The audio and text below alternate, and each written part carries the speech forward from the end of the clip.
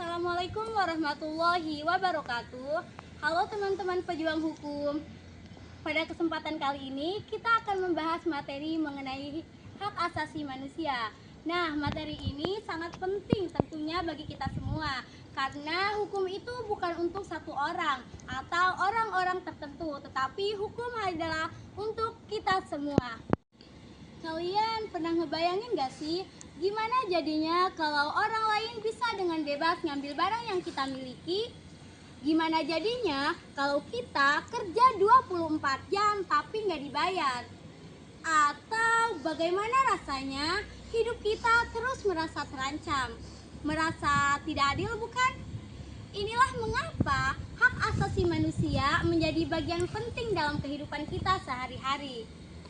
Teman-teman, jauh sebelum adanya hak asasi manusia, kehidupan orang-orang pada saat itu diliputi oleh bayang-bayang ketidakadilan, ketidakberpihakan, kekerasan, kejahatan, perbudakan, bahkan kelaparan. Orang-orang yang kaya secara materi atau yang kuat secara fisik dapat mendikte kehidupan orang-orang yang lemah dan miskin sesuai dengan kehendak pribadi mereka, seperti memperkerjakan 24 jam tapi nggak dibayar, merampas barang pribadi, bahkan sampai memperjualbelikan manusia. Mari kita simak penjelasan hak asasi manusia bersama saya Safika dan rekan saya Ulum dalam beberapa menit ke depan.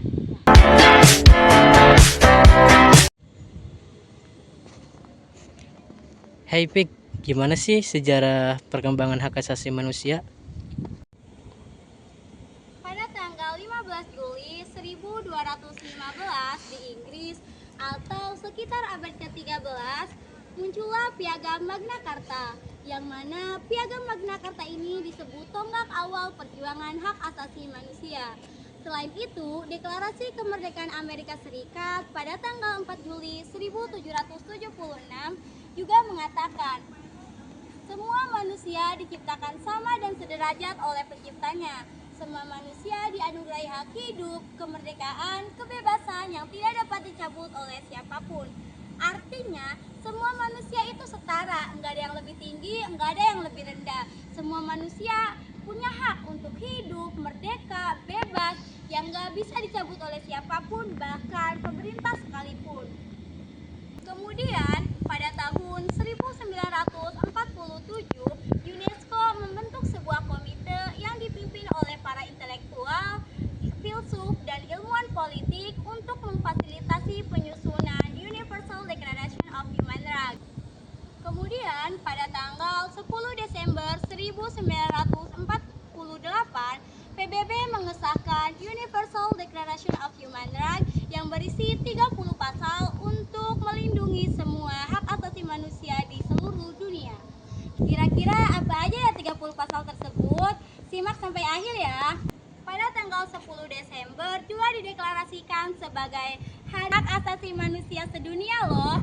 Selanjutnya, bagaimana dengan HAM di Indonesia? Teman pejuang hukum, baik, selanjutnya ada pengaturan dan implementasi hak asasi manusia. Hak asasi manusia atau HAM di Indonesia itu mempunyai landasan hukum yang kuat dan implementasi yang terus berkembang seiring dinamika sosial dan politik. Yang pertama ada pengaturan. Pengaturan hak asasi manusia atau HAM di Indonesia itu diatur dalam beberapa perundang-undang. Yang pertama ada Undang-Undang Dasar Republik Indonesia tahun 1945. Yang kedua itu ada amandemen Undang-Undang 1945. Yang ketiga itu ada Undang-Undang Nomor 39 tahun 1999 tentang hak asasi manusia. Yang keempat itu ada Undang-Undang Nomor 26 tahun 2000 tentang pengadilan hak asasi manusia.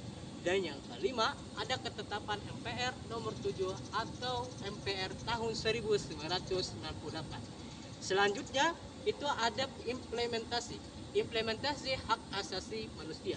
Implementasi hak asasi manusia atau HAM di Indonesia itu dilakukan melalui berbagai upaya.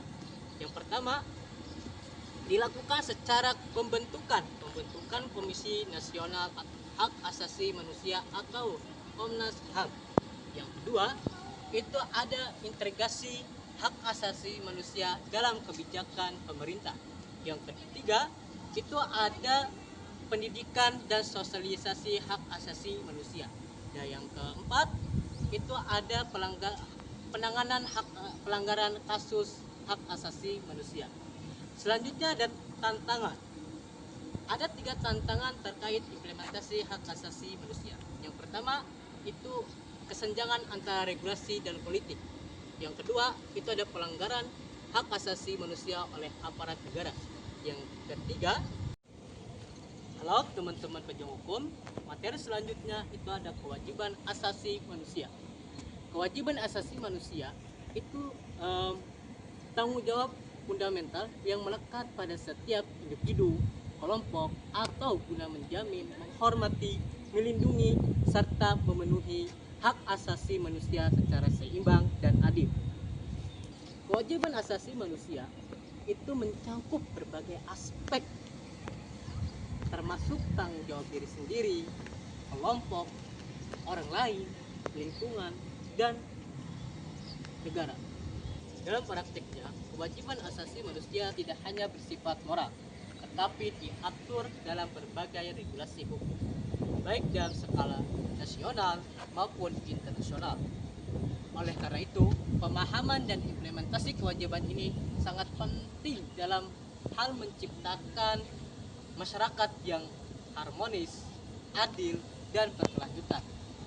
Baik, selanjutnya ada landasan hukum terkait kewajiban asasi manusia. Ada 2 landasan hukum kewajiban asasi manusia.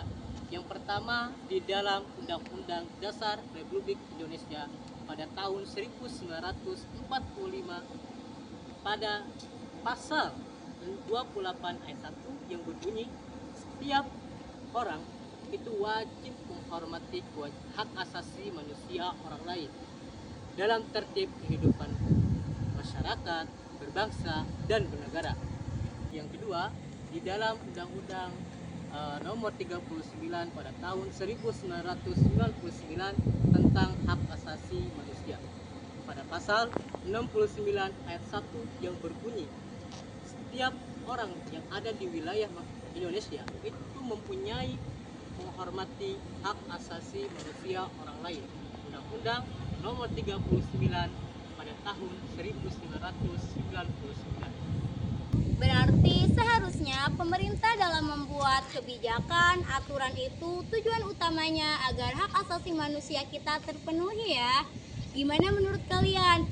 Apakah kebijakan dan aturan yang pemerintah buat sudah memenuhi hak asasi manusia kita?